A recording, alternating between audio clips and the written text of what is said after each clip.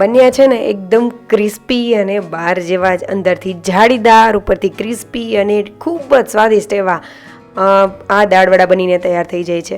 ચોમાસું આવે કે ઠંડુ વાતાવરણ થાય તો આપણને વરસાદ પડતો હોય તો આવે ગરમા ગરમ દાળવડા ખાવાની ઈચ્છા થઈ જાય, ભજીયા ખાવાની ઈચ્છા થઈ જાય. પણ આ દાળવડા ઘરે બનાવવા એકદમ સિમ્પલ છે. તમે આ વિડીયો જરૂરથી એન્ડ સુધી જોતા રહેજો. બધી ટિપ્સ અને ટ્રિક્સ આપીશ. બહુ ઓછા ઇન્ગ્રીડિયન્ટની જરૂર પડે છે અને ખૂબ જ સહેલા છે. તમારું સ્વાગત છે મારી ચેનલમાં અને આપ સૌને મારા જય શ્રી કૃષ્ણ. તો ચાલો શરૂ કરીએ આજની આ રેસીપી. તો સૌથી પહેલાં આપણે મગની ફોતરાવાળી દાળ લેવાની છે. આ દાળવડા બનાવવામાં મગની ફોતરાવાળી દાળનો જ ઉપયોગ થાય છે. તો મેં અહીંયા એક થાળી જેટલી લીધેલી છે. તમે જે માપ લેવું હોય, મતલબ કે આનું કોઈ માપ નથી, તમારે જેટલી બનાવવા હોય ને દાળવડા એટલા તમે બનાવી શકો છો. આ થાળીમાં આશરે 1.5 કપ જેટલી ફોતરાવાળી દાળ સમાતી હશે. મેં એમને લમસમ લીધેલી છે આ રીતે થાળીનું માપ લઈને. તો તેને સૌથી પહેલાં આપણે ધોઈ લેશું. 2 થી 3 પાણીએ એકદમ સરસ રીતે ધોઈ લેવાનું છે. તમે જોઈ શકો છો કે મેં કઈ રીતે ધોઈ છે. એકદમ જ્યાં સુધી ક્લીન વોટર ન થવા લાગે ને ત્યાં સુધી ધોઈ લેશું. હવે તેમાં આપણે સરખું એવું પાણી એડ કરી દેશું અને એકદમ આ જે બાઉલમાં એડ કરેલી છે ને તો ઉપર સુધી મેં પાણી ભરેલું છે, કારણ કે જેમ તે પલળશે ને એમ તે ફૂલાશે એટલે એની સાઇઝ ડબલ થઈ જશે. એટલા માટે તો 4 થી 5 કલાક જેવું તેને પલળવા રાખવાની છે. તમે જોઈ શકો છો કે 4 થી 5 કલાક પછી પલળીને કેવી થઈ ગઈ છે. તો આ રીતની દાળ લેવાની છે. હવે આપણે એ જ બાઉલમાં આ પાણી કાઢ્યા વગર આપણે ખૂબ મસળીને તેને ચોળીશું. આનાથી શું થશે કે ઉપરના જે ફોતરા છે ને તે છૂટા પડવા લાગશે. એટલે અત્યારે મેં નાનું બાઉલ હતું એટલે બીજા બાઉલમાં ટ્રાન્સફર કરેલું છે જેથી કરીને એકદમ મસળતા ફાવે. તો આ બાઉલમાં મેં એકદમ સરસ એવી મસળી લીધેલી છે. તમે જોઈ શકો છો કે ઉપર તેના ફોતરા તરવા પણ લાગ્યા છે. તો આ રીતે પાણી પણ થઈ જશે અને ફોતરા એકદમ છૂટા પડી જશે. એટલે હવે આપણે સૌથી પહેલી વખત આ રીતે કાઢીને તૈયાર કરી લેશું. હજી પણ કેટલા બધા ફોતરા છે. આ રીતે કરવાનું રીઝન એ છે કે તેનું જે બહાર કેવું હોય કે એકદમ ગ્રીન કલરના ન હોય. જો તમે બધા ફોતરા રાખો ને તો એકદમ ગ્રીન કલરનો થઈ જાય છે. પણ આમાંથી આ રીતે જ જે દુકાનવાળા હોય ને એ પણ આ જ પ્રોસેસ કરતા હોય છે.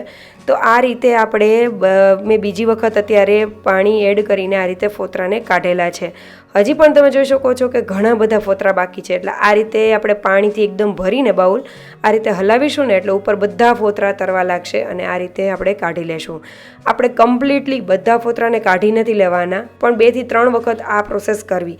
ઇનકેસ તમને એવું લાગતું હોય કે મતલબ કે ઘરે જો તમારે થોડા ફોતરા કે ગ્રીનિશ કલર જોઈતો હોય તો આના કરતાં થોડાક ફોતરા તમે રાખી શકો છો, પણ બધા ફોતરા ન રાખવા. હવે તમે જોઈ શકો છો કે આ રીતે મેં થોડા ફોતરા તો છે જ અંદર, પણ મોસ્ટ ઓફ નીકળી ગયા છે. પોણા ભાગના નીકળી ગયા છે, ચોથા ભાગના જેટલા વધ્યા રહ્યા છે એમાં. તો હવે આ રીતે આપણી દાળ બનીને તૈયાર થઈ ગઈ છે. તમને એવું લાગે કે જો ફોતરા વગરની દાળ લઈએ તો આપણે બહાર જેવો લુક પણ નહીં આવે, કારણ કે એમાં જે આ જ ફોતરાવાળી દાળનો જ ઉપયોગ થયેલો હોય છે.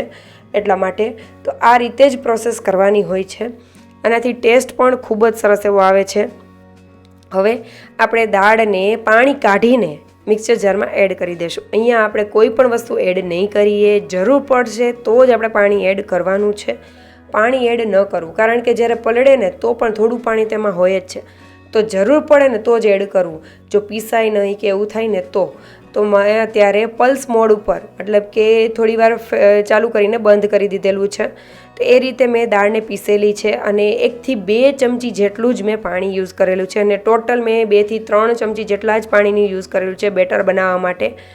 તો પણ કેવી કન્સિસ્ટન્સી થશે ને હું તમને આગળ જણાવીશ. તો તમે જોઈ શકો છો કે આ રીતે આપણે અધકચરી પલ્સ મોડ ઉપર કરવાની છે. આનું ખાસ રીઝન છે, આમાં કોઈક દાણા આખા પણ રહી જઈ શકે, અડધા પણ હશે અને આ રીતે એકદમ અધકચરી કરવાની છે. સાવ પીસી નાખશો ને તો પણ બહાર જેવું ટેક્સચર નહીં આવે અને એકદમ આ રીતે કરશું ને એટલે સરસ એવું બહાર જેવું ટેક્સચર પણ આવશે, ઉપરથી ક્રિસ્પી પણ બનશે. ખૂબ જ સ્વાદિષ્ટ એવી તૈયાર થશે આ દાળવડા. હવે આપણે બીજા જે બેચ છે તેને આપણે લઈ લેશું. તો બધી વસ્તુ મિક્સર જારમાં એડ કરી દેશું અને અહીંયા આપણે આ સમયે મરચાં અને આદું એ નહીં એડ કરીએ. એનું પણ રીઝન છે, હું આગળ જણાવીશ. તો આ રીતે મેં બીજી વખત કરેલું છે અને તમને હું તેનું ટેક્સચર પણ મેં બતાવેલું કે કઈ રીતનું રાખેલું છે. અધકચરું એવું છે, સાવ ફાઇન નથી. એ વાતનું ખાસ ધ્યાન રાખવું જેથી કરીને તમને બહાર જેવું જ ટેક્સચર આવશે. હવે આપણે બધી દાળ સરસ એવી આ બાઉલમાં, મોટા બાઉલમાં કાઢી લીધેલી છે પીસાઈ ગયેલી. તો તેને હવે એક જ ડાયરેક્શનમાં 3 થી 4 મિનિટ ઉપર આપણે ફેટવાની છે. પહેલાં તમને થોડીક થીક કન્સિસ્ટન્સી લાગશે, થોડી વાર થશે એમ આ બેટર એકદમ ફ્લફી તૈયાર થતું જશે. તમે જોઈ શકો છો કે કઈ રીતનું બન્યું છે. આપણે પાણી અગાઉ જ્યારે આપણે પીસીએ ત્યારે ન નાખવાનું રીઝન એ કે જો તમે ઓછા પાણીમાં, મતલબ કે પાણી ન નાખો ને તો પણ ચાલે, જો સરખી રીતે પીસાઈ જતું હોય તો તમારે આ માની લો કે આ બેટર બનાવતા ટાઈમે આ રીતે ફેટીએ ત્યારે તમને કન્સિસ્ટન્સી ખ્યાલ આવી જશે કે વધારે કઠણ છે કે નહીં. 3 થી 4 મિનિટ ઉપર જ્યારે ફેટશો ને એટલે આ રીતે તમે જોયું ને કે બબલ થઈ જશે, અંદર એર આવી જશે, મતલબ હવાના કણ ભરાઈ જશે. એટલે સરસ એવું ફ્લફી એવું આ બેટર તૈયાર થઈ જશે અને લાઇટ કલરનું થતું જશે. હવે મેં પાણીની એક વાટકી ભરેલી છે, એમાં મેં થોડું બેટર એડ કરેલું એટલે તરત જ ઉપર તરવા લાગ્યું છે. આ એકદમ પરફેક્ટ કન્સિસ્ટન્સી છે. આ રીતે થાય ત્યાં સુધી આપણે ફેટવાનું છે. બહુ સરસ રીતે થઈ જશે. હવે અને તમે જે આપણું બેટર છે તે કેટલું ઢીલું છે ને એ પણ તમે જોયું હશે. તો આ રીતનું આપણે બેટર રાખવાનું છે. અહીંયા આપણે કોઈ માપ ન લઈ શકીએ કે કેટલું તમારે પાણી એડ કરવું, કારણ કે પલળવા ટાઈમે તમે કેટલું પાણી, મતલબ કે એમાં કેટલું પાણી છે એ પ્રમાણે આપણે પાણી એડ કરવાનું હોય. હવે આપણે તીખાસ પ્રમાણે મરચાં, જેવું તમને ફાવતું હોય, જેવું તમારા ઘરમાં ભાવતું હોય એ રીતે મરચાં એડ કરવાના. આદુનું પ્રમાણ થોડુંક વધારે રાખવું જેથી કરીને ખૂબ જ સરસ એવો ટેસ્ટ આવશે. મેં 2 ઇંચ કરતાં ઉપર જેટલું આદુ એડ કરેલું છે. હવે તેને ખમણીને આપણે મિક્સર જારમાં તેને રફલી એવું ક્રશ કરી લેશું. મિક્સર જારમાં આદુને ખમણીને એડ કરવાથી નાના નાના ટુકડા ન રહે અને સરસ એવું તે ઓછું જે હોય ક્વોન્ટિટી એટલે સરસ એવું થઈ જાય, એટલા માટે આ રીતે કરેલું છે. હવે આપણે ધાણાભાજી લઈ લઈશું. તો તમે જોઈ શકો છો કે કેટલી ધાણાભાજી લીધેલી છે. થોડી વધારે પ્રમાણમાં આમાં ધાણાભાજીનો ઉપયોગ કરવો જેથી કરીને ખૂબ સરસ એવો ટેસ્ટ આવશે. આમાં બહુ વધારે ઇન્ગ્રીડિયન્ટની જરૂર નથી પડતી, પણ તમારે ઇન્ગ્રીડિયન્ટ કઈ રીતે એડ કરવા ને કેટલા પ્રમાણમાં એડ કરવાને એ જ મેઇન વસ્તુ છે.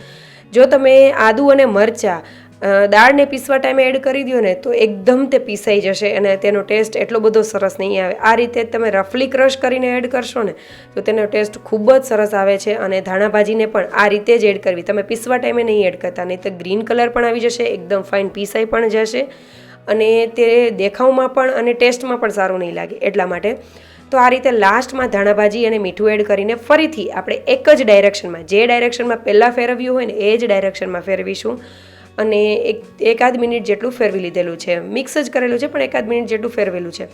હવે આપણે સાઈડમાં તેલ ગરમ કરવા માટે મૂકી દઈશું અને તેલ મીડિયમ ફ્લેમ ઉપર આ રીતે એક વખત તમે થોડું બેટર એડ કરો અને તરત જ તે ઉપર આવી જાય, મતલબ કે સરસ એવું મીડિયમ હોટ તેલ ગરમ હોય ને ત્યારે આપણે વડાને એડ કરી દઈશું અને ઉપરનું લેયર જ્યારે તેનું સેટ થઈ જાય ને એટલે તેને આપણે બીજી બાજુ ફેરવી લેશું. તમને ખ્યાલ જ આવી જશે જ્યારે તેમાં હવાના કણ હોય ને એટલે તમારે સોડા કે એવું નાખવાની જરૂર ન રહે. અને આ દાળ વડાની ખાસિયત એ જ છે કે તેમાં સોડા નથી હોતા, છતાં પણ તે સરસ એવા અંદરથી જાળીદાર બને છે. જે રીતે આપણે પહેલાં બનાવીએ દહીં વડાના વડા એ રીતે, તો એકદમ એરી હોય એટલે તરત જ તે ઉપર તરવા લાગે અને સરસ એવા થઈ જાય છે. હવે ફેરવતા ફેરવતા ક્રિસ્પી અને ગોલ્ડન બ્રાઉન કલરના થાય ત્યાં સુધી કરી લેશું. તમે જોઈ શકો છો કે ગરમ ગરમ વડું પણ ઉપરથી સરસ એવું ક્રિસ્પી બન્યું છે, અંદરથી સોફ્ટ અને જાળીદાર બને છે, એકદમ સરસ એવા બાર જેવા જ બનીને તૈયાર થાય છે. અને સાથે મરચાં અને ડુંગળી તો હોય જ છે, તો તે આપણે કરી લેશું. મરચાં પણ તળી લીધેલા છે. તમે જોઈ શકો છો કે આ વડું કેવું બન્યું છે. અવાજ પણ સાંભળી શકો છો કે કેટલું ક્રિસ્પી બન્યું છે. તમે જોઈ શકો છો.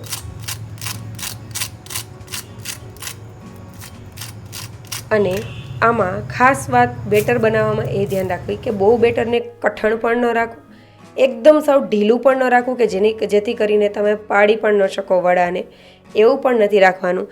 જો એકદમ ઢીલું બેટર હશે તો તમારે કંઈક વસ્તુ એડ કરવી પડે અને પ્રોપર ટેસ્ટ ન આવે. અને જો કઠણ હશે તો તમે થોડુંક પાણી એડ કરીને કન્સિસ્ટન્સી એડજસ્ટ કરી લેવી. તમે જોઈ શકો છો કે કઈ રીતનું બેટર છે. મીડિયમ હોય ને ઢીલું એવું બેટર રાખવાનું છે એટલે સરસ એવા પડશે. થોડી સાઈડમાં મમરી પડે ને એ પણ ખાવાની ખૂબ જ મજા આવે છે. તો જરૂરથી આ રેસીપી ટ્રાય કરજો અને કમેન્ટ કરીને મને જરૂરથી જણાવજો કે તમને અમદાવાદના ફેમસ એવા આ દાળવડા તમે ક્યાં ખાધા છે. કઈ જગ્યાના તમને ભાવે છે અને કયા ફેમસ છે તમારા આજુબાજુના એરિયામાં એ મને કમેન્ટ કરીને જરૂરથી જણાવજો. અને આ બહાર જેવા જ એકદમ સરસ એવા તમે જોઈ શકો છો કે અંદરથી જરા પણ એવું ગાંઠ જેવું પણ નથી બનતું આમાં. જો તમે આ રીતે કન્સિસ્ટન્સીને બધું એડજસ્ટ કરશો ને તો ખૂબ જ સરસ એવા ઓછી મહેનતમાં બનીને તૈયાર થઈ જાય છે. તો જરૂરથી આ રેસીપી ટ્રાય કરજો અને મને કમેન્ટ કરીને જણાવજો. અને જો તમને સારી રેસીપી લાગે તો લાઇક, શેર અને સબસ્ક્રાઈબ કરજો. Thank you for watching.